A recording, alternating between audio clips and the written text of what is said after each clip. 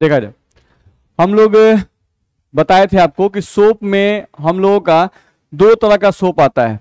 कुछ सोप ऐसे होते हैं जिसमें सोडियम पाल्मिटेट आपका होता है, ठीक है, जिसका फॉर्मूला हम लोग बताए थे C15H31CO- और कुछ साबुन ऐसे होते हैं जिसमें आपका सोडियम एस्टीरेट रहता है, ध्यान रखना है, नहीं, जिसका फॉर्मूला हम लोग बताए थे C17H35CO- ध्यान रखना है। तो दो तरह के हम लोग के साबुन यहाँ पे दिखाए गए हैं, ठीक है, एक सोडियम पाल्मिटेट और एक सोडियम एस्टीरेट, दोनों का फॉर्मूला हम लोग को लिखा हुआ है। हम ये भी बताए थे आपको पिछले क्लास में कि यहां पर जो कार्बन और हाइड्रोजन वाला भाग है इसको R से रिप्रेजेंट करते हैं, जो कार्बन हाइड्रोजन वाला भाग है उसको कैसे रिप्रेजेंट करते हैं, R से। तो इसीलिए सोप को दिखाने का एक तरीका होता है, सोप को लिखा गया था, इस वाले भाग को R लिखते हैं, देखो R CO-Na+, नहीं तो इसको या इसको हम लोग इस तरह से रिप्रेजेंट कर सकते हैं। तो सोप को हम लोग रिप्रेजेंट करते हैं RCO-Na+, वही हम लोग को यहां से बताया गया है, ठीक है। फिर यहां पर लिखा था soap is sodium salt of higher fatty acid, लिखा हुआ था। तो हम बताए थे इसमें आपका जो कार्बन हाइड्रोजन, जैसे हम लोग यहां पे लिखते हैं अगर C17H35CO-Na+, तो इसमें ये वाला जो भाग है कार्बन और हाइड्रोजन वाला भाग है, यही आपका फैटी कहलाता है, ये भाग जो है ये फैट कहलाता है या फैटी कहिए। और ये जो भाग है आपका, ये आपका एसिड कहलाता है, हम बताए थे। और ये जो भाग होता है मेटल, ये आपका बेस की तरह काम करता है। और जब एक ही कंपाउंड में एसिड और बेस प्रेजेंट रहते हैं, नहीं तो इसे हम लोग क्या कहते हैं, सॉल्ट, ध्यान रखना है। तो आप देखोगे तो लिखा हुआ है soap is sodium salt of, नहीं ये सोडियम का सॉल्ट है और इसमें क्या प्रेजेंट है, फैटी एसिड। नहीं तो हम कहे थे कार्बन हाइड्रोजन वाला भाग ये हो गया आपका फैटी और ये वाला भाग क्या हो गया, एसिड। नहीं तो ये सोडियम का फैटी एसिड है, दिक्कत है नहीं। और चूंकि सोडियम और एसिड दोनों प्रेजेंट है इसलिए सॉल्ट भी है, इसीलिए कहा गया sodium salt of higher fatty acid. तो हायर क्यों कह रहा है, क्योंकि कार्बन और हाइड्रोजन का कंटेंट क्या है, ज्यादा है, इसलिए हायर फैटी एसिड कहा गया है, दिक्कत है। तो ये हम लोग देखे थे। अगले पॉइंट पे आ जाओ। अगला पॉइंट हम लोग देखें तो हम लोग बताए थे कि जब सोप को हम लोग पानी में डालते हैं, when soap is dissolve in water it dissociate into RCO- and Na+, ये टूट जाता है RCO- और Na+ में। इसका हम लोग फिगर भी बताए थे आपको, जैसे R C+O और Na, ये हम लोग का होता है। नहीं तो हम बताए थे पिछले क्लास में कि ये जो बॉन्ड होता है आपका ये आयनिक बॉन्ड होता है, और जनरली जो आयनिक बॉन्ड होता है यही आपका टूटता है। नहीं तो सोडियम इलेक्ट्रॉन देता है तो इस सोडियम का इलेक्ट्रॉन किसके पास जाता है, ऑक्सीजन के पास, और जब ये टूटता है तो ऐसे टूटता है R C+O+O-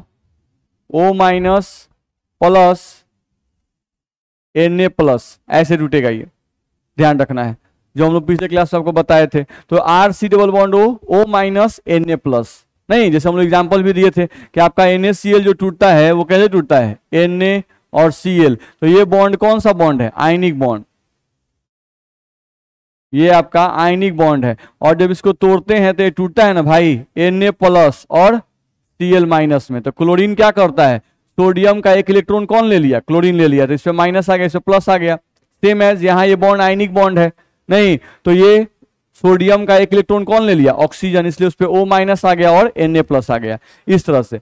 अब जैसे ये आपका दिया हुआ है तो इसको तोड़ना है, नहीं तो ये कैसे टूटेगा, C17, ध्यान रखना है कौन सा बॉन्ड तोड़ेंगे, ऑक्सीजन और सोडियम के बीच का जो बॉन्ड है वही बॉन्ड टूटेगा, बाकी सब ऐसे उतार दो।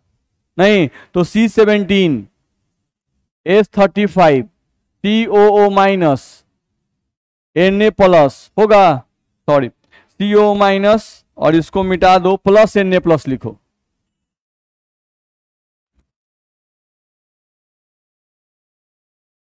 प्लस Na+, इस तरह से टूटेगा, इसमें दिक्कत है नहीं।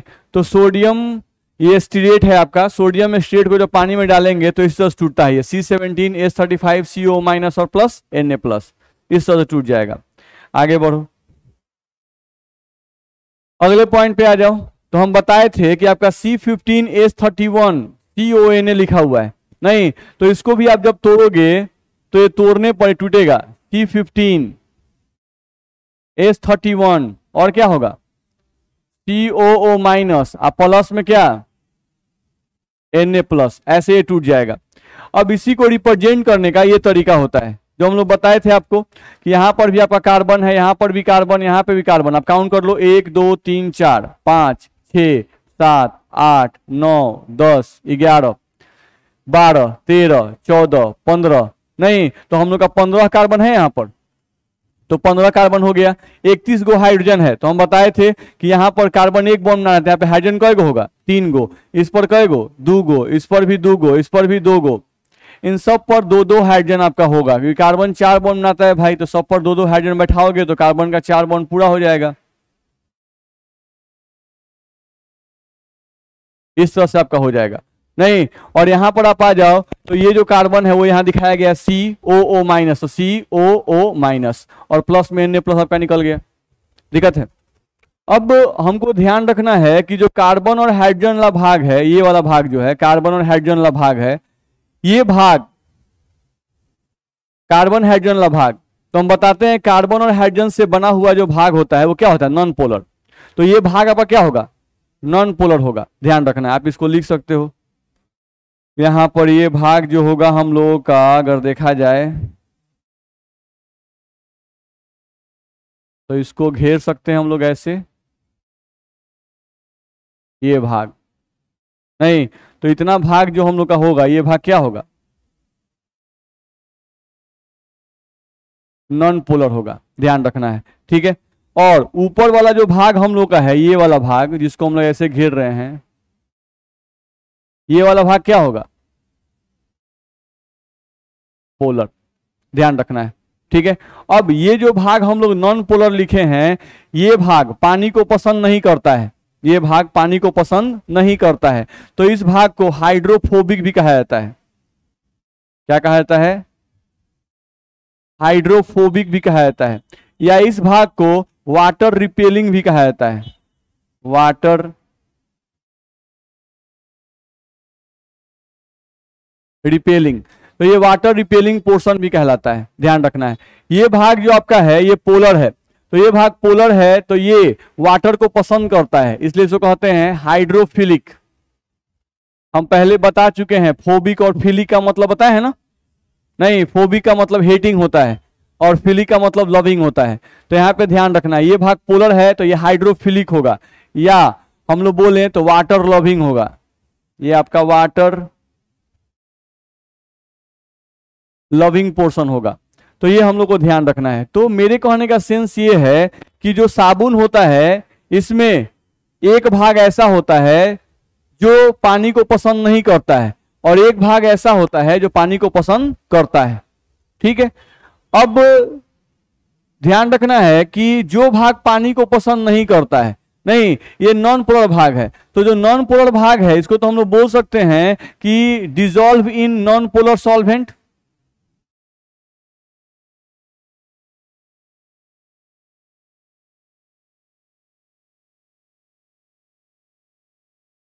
Dissolve in non polar solvent कह सकते हैं कि नहीं, कि आपका साबुन जो है ये नॉन पोलर सॉल्वेंट में घुल सकता है। क्यों कह रहे हैं, क्योंकि हम लोग पढ़ चुके हैं लाइक डिसॉल्व्स लाइक, समान समान को घुलाता है, नहीं पोलर में पोलर घुलता है, नॉन पोलर में नॉन पोलर घुलता है।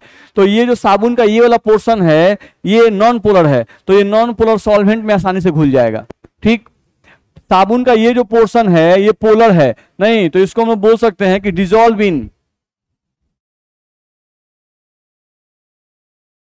डिसॉल्व इन पोलर सॉल्वेंट, इसको आप बोल रहे हो डिसॉल्व इन पोलर सॉल्वेंट, यानी ये वाला भाग पोलर सॉल्वेंट को पसंद करता है, ठीक है।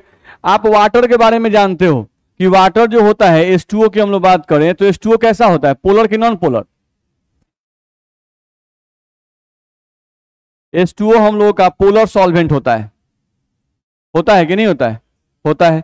तो पानी आपका पोलर सॉल्वेंट है, नहीं और आपका साबुन जो है वो नॉन पोलर पार्ट भी रखता है, आप पोलर पार्ट भी रखता है, इसीलिए साबुन की खासियत है कि साबुन जो है वो पानी में भी घुल जाता है और तेल में भी घुल जाता है, नहीं, जैसे तेल क्या होते हैं, जैसे पेट्रोल, पेट्रोल आपका क्या हुआ C7H16, नहीं तो कार्बन हाइड्रोजन वाला भाग इसमें भी है, पेट्रोल में भी कार्बन हाइड्रोजन वाला भाग है, तो साबुन जो है तेल में भी आसानी से घुल जाता है, नहीं, और पानी में भी आसानी से घुल जाता है, ये इसकी खासियत है। यानी ये एक ऐसा सबस्टांस है, साबुन एक ऐसा सबस्टांस है जो पानी में भी घुल सकता है और वायल में भी घुल सकता है, इसकी खासियत है।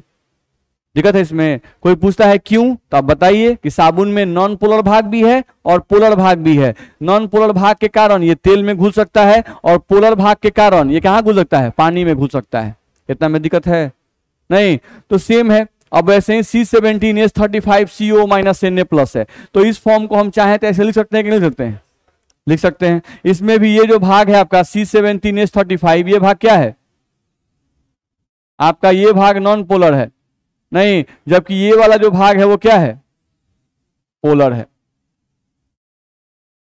ये जो नॉन पोलर भाग है इसको नॉन पोलर टेल कहा जाता है, नॉन पोलर टेल।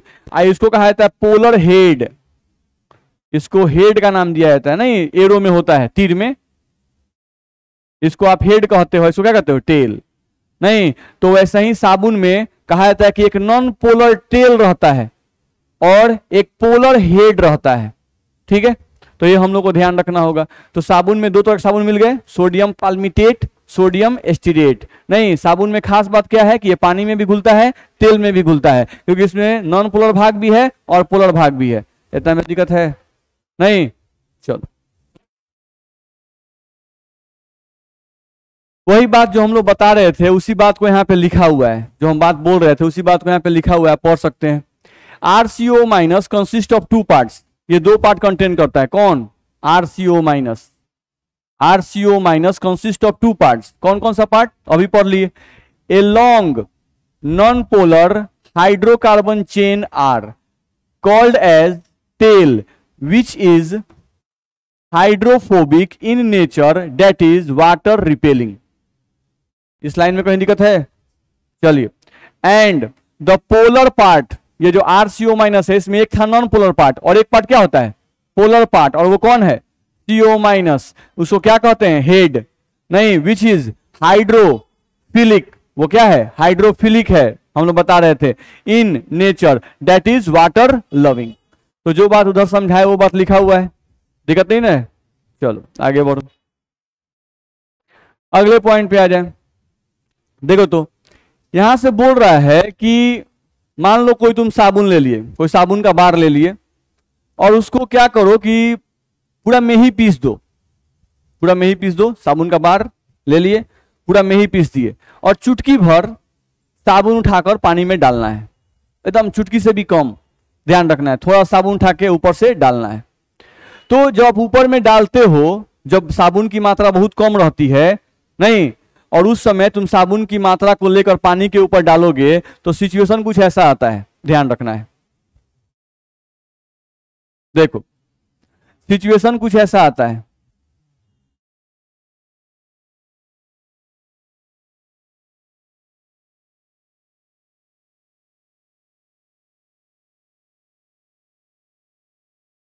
ये सिचुएशन आता है, समझने की कोशिश करो। हम लोग बोल रहे थे कि साबुन का मतलब RC=OO- है, नहीं, ये भाग जो है इसी भाग को आप क्या कह रहे हैं, पोलर। इस पर क्या चार्ज है, माइनस, नहीं। चलो अब पानी का फोटो बनाओ, पानी में होता है 2 हाइड्रोजन और 1 ऑक्सीजन, इस पर क्या होता है, पॉजिटिव चार्ज, इस पर क्या होता है, पॉजिटिव चार्ज, इस पर क्या होता है, निगेटिव चार्ज।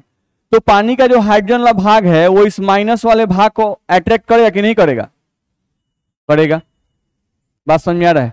तो समझने की कोशिश करो कि जब आप साबुन की कुछ मात्रा को, साबुन की थोड़ी सी मात्रा को जब पानी में हम लोग डालते हैं तो होता क्या है कि साबुन का जो पोलर वाला भाग है, साबुन का जो पोलर वाला भाग है ये पानी के अंदर चला जाता है और जो नॉन पोलर भाग रहता है, जो पानी को पसंद नहीं करता है, वो भाग पानी के सरफेस के ऊपर रहता है। कहां रहता है, पानी के सरफेस के ऊपर, यानी सजावट कुछ ऐसा दिखेगा, ये पानी के अंदर नहीं जाएगा। कब? जब साबुन की मात्रा बहुत कम होगी तब, ध्यान रखना है, दिक्कत है। तो पोलर भाग पानी के अंदर जाएगा और नॉन पोलर भाग पानी के सरफेस के ऊपर रहेगा। पढ़ लेते हैं क्या लिखा हुआ है, पढ़ते हैं। When soap dissolve in water RCO minus present on the surface of water. जो RCO माइनस होते हैं वो वाटर के सरफेस पे प्रेजेंट रहते हैं, अंदर नहीं जाते हैं भाई, ध्यान रखना है।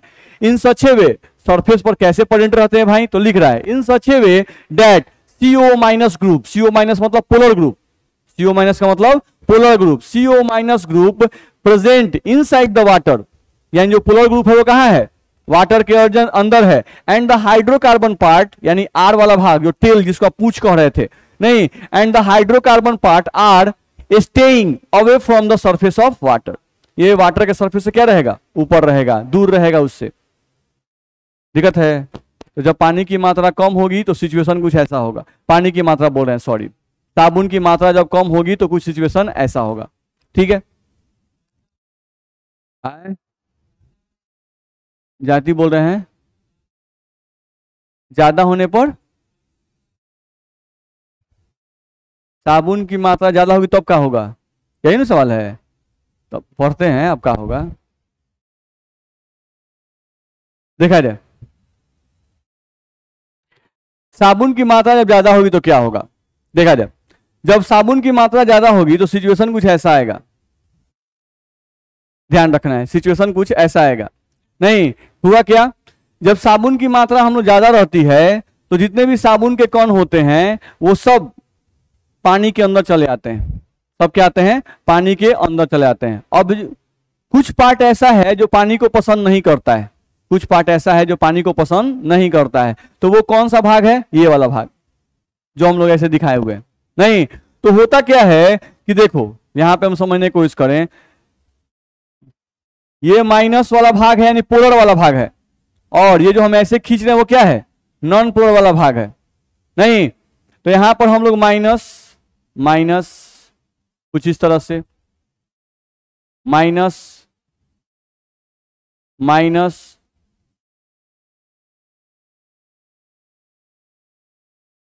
समझ रहे हैं, ये क्या कर रहे हैं,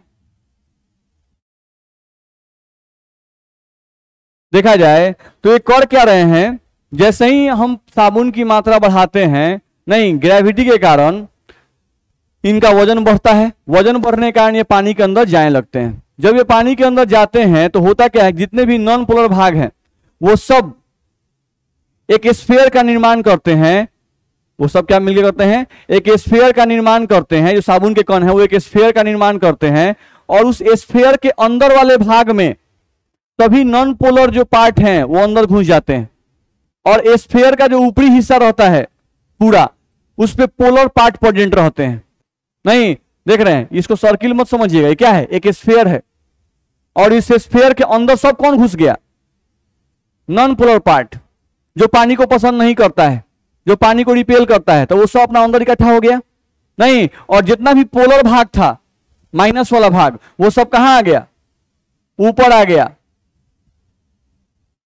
क्योंकि भाई पानी के अंदर रहना है तो पानी से थोड़ी ना दुश्मनी लेंगे, नहीं पानी के अंदर रहना है तो पानी दुश्मनी नहीं लेंगे, तो अपने सब जितना भी पानी से नफरत करने वाला था वो सब पानी से दूर हो गया, और जितना पानी से अट्रैक्शन करने वाला था उस भाग को ऊपर दिखा दिया कि देखिए भाई ये सब लोग हैं जो आपसे अट्रैक्ट होते हैं। नहीं, अब यहाँ पे माइनस चार्ज है तो आप भी जानते हो कि पानी में हाइड्रोजन हाइड्रोजन होता है, इस पे ऑक्सीजन होता है, इस पर पॉजिटिव चार्ज होता है, इस पर पॉजिटिव होता है, तो ये इसको अट्रैक्ट करेगा कि नहीं करेगा, करेगा। नहीं तो यहां पर आप देखिएगा तो इनके बीच में अट्रैक्शन है, यानी पानी जो है वो भी खुश। नहीं ये जो है वो अपने चारों तरफ एक सुरक्षा कवच बना लिए, नहीं तो ये भी पानी से दूर है तो ये भी खुश। मेरी बात समझ में आ रही है। तो जैसे ही साबुन की मात्रा बढ़ाओगे, जैसे ही आप साबुन की मात्रा बढ़ाओगे, नहीं साबुन के कण पानी के अंदर जाएंगे, अंदर जाने के बाद जितने भी साबुन के कण हैं वो एक स्फीयर का निर्माण करते हैं, कुछ ऐसे स्फीयर का निर्माण करते हैं जिसमें जो नॉन पोलर भाग है वो स्फीयर के अंदर चला जाता है सेंटर की तरफ, और जो स्फीयर का आउटर पोर्शन होता है उस पे कौन चलाता है, पोलर भाग चला जाता है। कुछ इस तरह सजावट होता है, उस सजावट को हम यहां दिखाए हुए हैं, समझ में आ रहा है। अब ये जो आपका बना, ये जो आपका कण बना, देखो जब हम ऐसे लिख रहे थे तो ये जो है ये क्या है, 1 पार्टिकल ऑफ सोप, 1 पार्टिकल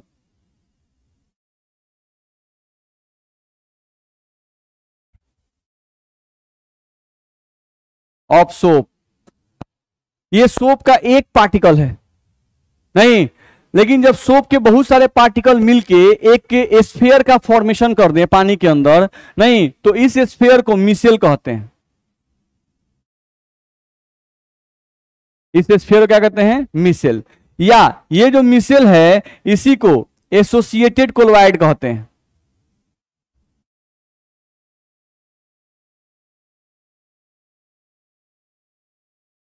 तो याद आ रहा है हम लोगों का 3 टॉपिक था, मल्टीमोलिकुलर, मैक्रोमोलिकुलर और एसोसिएटेड कोलॉइड। तो सवाल उठता था कि एसोसिएटेड कोलॉइड क्या है, उन्हें ही मिसेल भी कहते थे नहीं। तो एसोसिएटेड कोलॉइड या मिसेल का फॉर्मेशन कौन करते हैं? तो साबुन के छोटे छोटे पार्टिकल। बस में आ रहा है कब करते हैं? जब ये साबुन के छोटे छोटे पार्टिकल पानी के अंदर जाते हैं नहीं, तो वो एक स्फीयर का निर्माण करते हैं और वो जो स्फीयर बनता है वही मिसेल कहलाता है या एसोसिएटेड कोलॉइड कहलाता है। अब ये एक आपका एसोसिएटेड कोलॉइड हुआ। याद रहे कि इस एक मिसेल में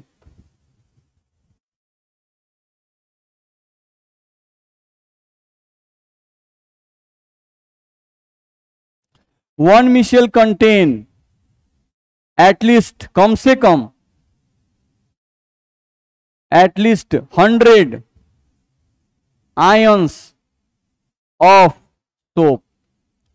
ध्यान रखना है एक मिसेल में कम से कम कितने आयन रहेंगे? 100 या 100 से ज्यादा।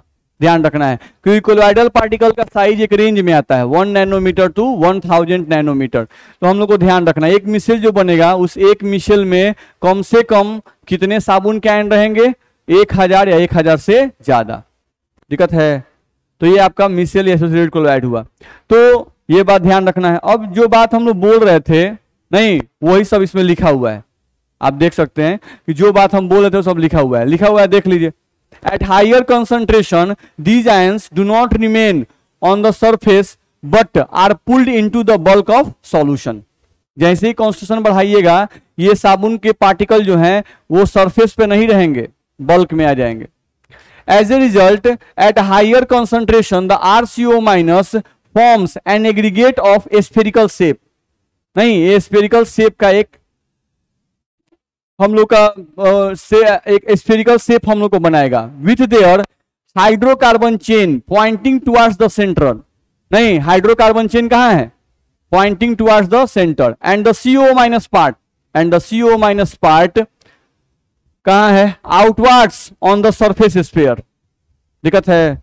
लिखा हुआ है this aggregate thus formed known as ionic micelle. अब यही जो आपका एग्रीगेट बनता है, जो आपका स्फेरिकल शेप बना, उसी को हम क्या कहते हैं? आयनिक मिसल कहते हैं। This ionic micelles are also called as associated colloids. लिखा हुआ है one micelle contain up to 100 ions. दिक्कत है इसमें किसी को? तो ये हम लोग को बताया जाता है कि मिसल हम लोग का कैसे काम करता है, वही हम लोग यहां से बताया गया है। चलो आगे आते हैं अगले पॉइंट पर।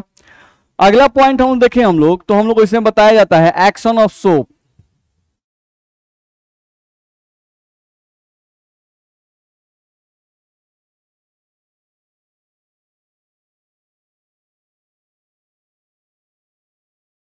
देखा जाए एक्शन ऑफ सोप को समझने की कोशिश करें।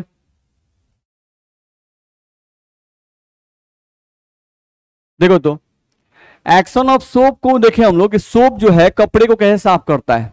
आपका साबुन जो है ये कपड़े को कैसे साफ करता है ये हम लोग को समझना है। नहीं तो बहुत ही सिंपल वे है, नहीं कपड़ा कैसे साबुन को साफ करता है ये समझ सकते हैं। देखो सबसे पहला समझते हैं। देखो तो मान लो ये हो गया आपका कपड़ा, ठीक है, और कोई लगा देते हैं, रेड कलर ही ले लेते हैं। देखा जाए ये हो गया आपका ग्रीस। चलिए देखा जाए ये हम लोग का हो गया क्लॉथ, और ये जो है ये हो गया आपका ग्रीस। ध्यान रखना है, अब समझने की कोशिश करना है। जनरली ध्यान रखना है हम लोग कपड़ों पर जो गंदगी होती है वो वायली नेचर की होती है। सबसे पहला पॉइंट तो ये ध्यान रखना है, क्या ध्यान रखना है कि जनरली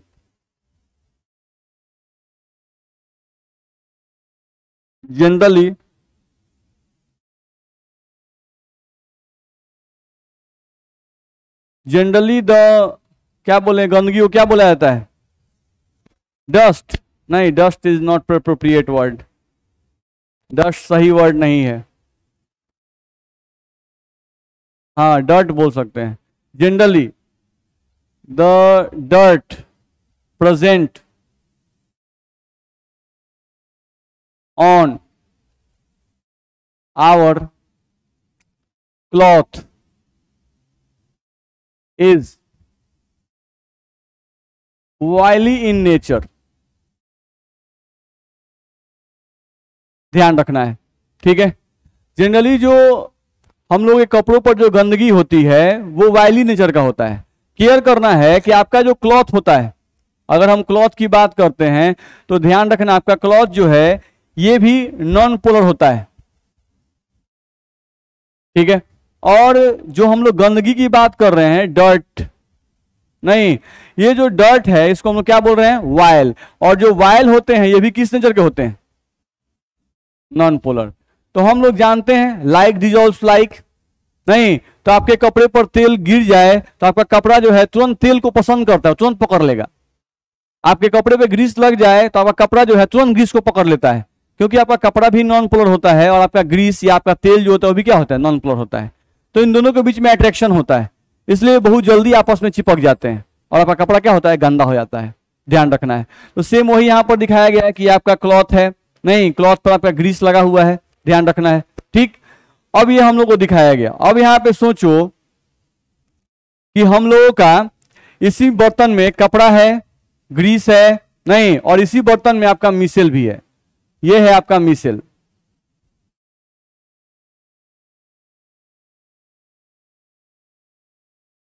अब देखिए इसमें 100 गो आयन रहता है, बुझा रहा है ना, लेकिन हम दिखा रहे हैं 4 गो, बुझा रहे हैं ना। तो आपको समझना है कि 100 गो है, ठीक है।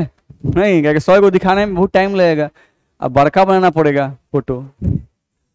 नहीं चलिए, तो ये जो मिसेल है ये आपका उसी बर्तन में है, यानी आप एक बर्तन लिए हैं जिसमें पानी लिए और पानी में साबुन को डाल दिए, मिला दिए, नहीं मिलाने के बाद आपका मिसेल बन चुका है। अब मिसेल बने हुए पानी में आप क्या किए? गंदे कपड़े को डुबा दिए। जब गंदे कपड़े को डुबाइएगा तो ये दोनों एक ही बर्तन में है, दोनों के बीच में आपस में कोलिजन होगा कि नहीं होगा?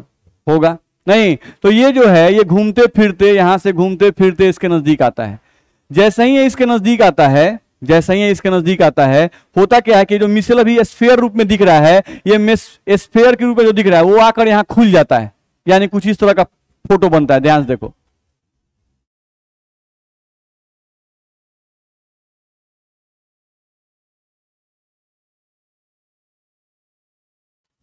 कुछ इस तरह का फोटो बनता है। क्यों ऐसा होता है आप समझ सकते हैं। ये जो इसका बाहरी वाला पोर्शन है ये क्या है? अच्छा, अंदर वाला portion non polar, non polar. अच्छा, ये जो ग्रीस है ये ग्रीस क्या है? नॉन पोलर है। नहीं तो जैसे ही ये मिसेल इससे टकराएगा, इसका निगेटिव वाला जो पोर्शन है वो ये पोलर पोर्शन जब इस नॉन पोलर पोर्शन से टकराएगा तो इनके बीच में अट्रैक्शन होगा कि रिपल्सन होगा? रिपल्सन होगा, कॉमन सी बात है। नहीं ये माइनस यानी कि पोलर, और ये क्या है? Non polar. ग्रीस क्या है? नॉन पोलर, तो रिपल्सन होगा।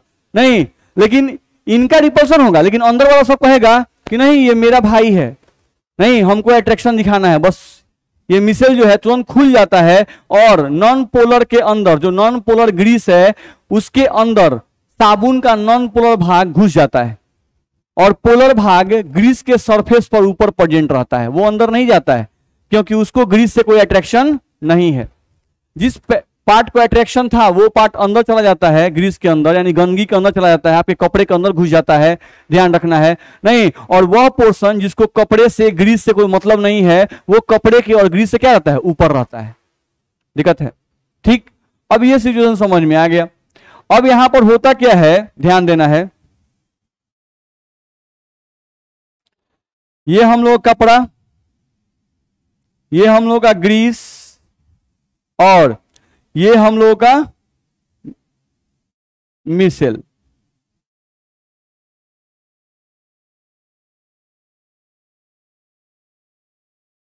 दिया गया। अब इसमें होता क्या है, ध्यान रखना है कि ये माइनस चार्ज जो है इनको हम पहले से जानते हैं कि hydrogen, hydrogen, oxygen, positive charge, positive charge. अब ये इसको अट्रैक्ट कर रहा है, नहीं और भी है यहां पर hydrogen, hydrogen, oxygen, positive charge, positive charge. ध्यान रखना है। अब जैसे ही ये मिसेल ग्रीस पर फैला, नहीं ये सब प्रोसेस हो कहां रहा है, पानी के अंदर, ये सब पानी देख रहा है, नहीं अब ये फैल गया तो पानी का, अरे तो फिर फैल गया सब, नहीं तो पानी दौड़ के गया, अब पानी से खींच रहा है, इस पे माइनस चार्ज है, हाइड्रोजन प्लस चार्ज है, नहीं तो ये इसको इधर तरफ खींच रहा है, खींचेगा कि नहीं खींचेगा। ऐसा ही जितने भी माइनस चार्ज है इन सबको कोई ना कोई पानी का पार्टिकल खींच रहा होगा कि नहीं खींच रहा होगा, खींच रहा होगा। नहीं अब क्या होता है कि जैसे ही, ध्यान रखना है, जैसे ही ये जो साबुन का पार्टिकल आपको दिख रहा है ये ग्रीस से जैसे ही बाहर निकलता है वाटर के अट्रैक्शन फोर्स के कारण, तो अब ये जब भी बाहर निकलेगा अपने साथ कुछ ग्रीस के पार्टिकल को लेकर बाहर निकलेगा, अपने साथ कुछ ग्रीस के पार्टिकल को लेकर बाहर निकलेगा। अब ये भी निकलेगा तो कुछ ग्रीस के पार्टिकल को लेकर निकलेगा, ये भी निकलेगा तो ग्रीस के पार्टिकल को लेकर निकलेगा, ये भी निकलेगा तो ग्रीस के पार्टिकल को लेकर निकलेगा। बात समझ आ रही है। और फिर से एक नया मिसल तैयार होता है, फिर से यहां देखिएगा तो फिर से एक नया मिसल यहां पर तैयार होता है।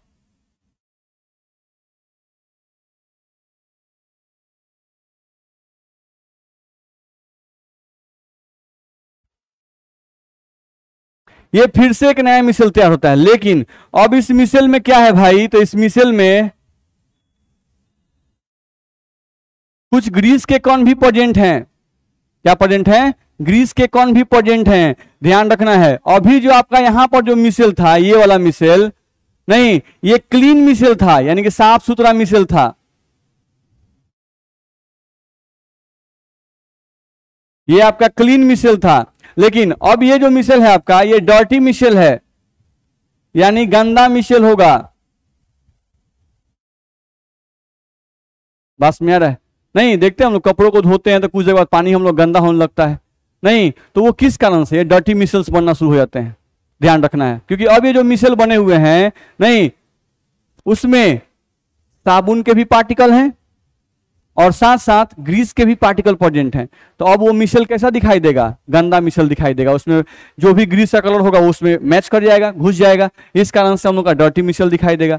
यही प्रोसेस बार बार चलेगा, फिर ये हटेंगे, फिर कुछ ग्रीस का कण बच जाएगा, फिर कोई दूसरा मिसल आकर टकराएगा, फिर वो फैलेगा, नहीं फिर पानी के पार्टिकल उसको अट्रैक्ट करेंगे, फिर जब वो निकलेगा तो अपने साथ ग्रीस के पार्टिकल को निकालता जाएगा। ये प्रोसेस बार बार चलता रहेगा, नहीं और आपका कपड़ा धीरे धीरे क्या हो जाएगा, साफ हो जाएगा।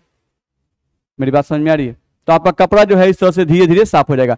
एक बात ध्यान रखना है, इस प्रोसेस को फास्ट करने के लिए हम लोग मैकेनिकल वर्क करते हैं, नहीं जैसे कपड़े को लेकर रगड़ देना, नहीं तो जो आप रगड़ते हैं तो क्या होता है, पानी को मदद मिलता है, नहीं जो पानी खींच रहा है दम लगा के कि निकल जाओ निकल जाओ, नहीं या नहीं निकल रहा है, आप लेकर रगड़ दिए तो रगड़ दिए तो ये सब क्या होगा, नहीं गरमा जाएगा, सब गरमाएगा तो बॉन्ड टूटेगा, बॉन्ड टूटेगा, आई भी तो बॉन्ड टूट नहीं जाता है ना, नहीं तो खींचेगा ही तेजी में। तो पानी को हेल्प मिलता है, अगर आप रगड़ दें फिर डुबाएं तो पानी आराम से खींच लेगा, फिर रगड़िए फिर डुबाइए तो पानी फिर खींच देगा। नहीं तो पानी को आपके रगड़ने से, आपके मैकेनिकल वर्क करने से पानी को हेल्प मिलता है, इस कारण से कपड़ा जल्दी साफ होता है। नहीं आप नहीं भी कीजिएगा, नहीं भी रगड़िएगा तो भी कपड़ा आपका साफ होगा। बस मेरा वॉशिंग मशीन में काम होता है ना, नहीं या कपड़ा आप गोद के छोड़ दीजिए, नहीं तो भी आपका कपड़ा कुछ ना कुछ साफ हो ही जाता है। ध्यान रखना है, इसमें दिक्कत है, ठीक है। तो आज का क्लास समझ में आया, तो यहाँ से हम लोग का सोप खत्म हो गया। चलिए आज के लिए इतना ही।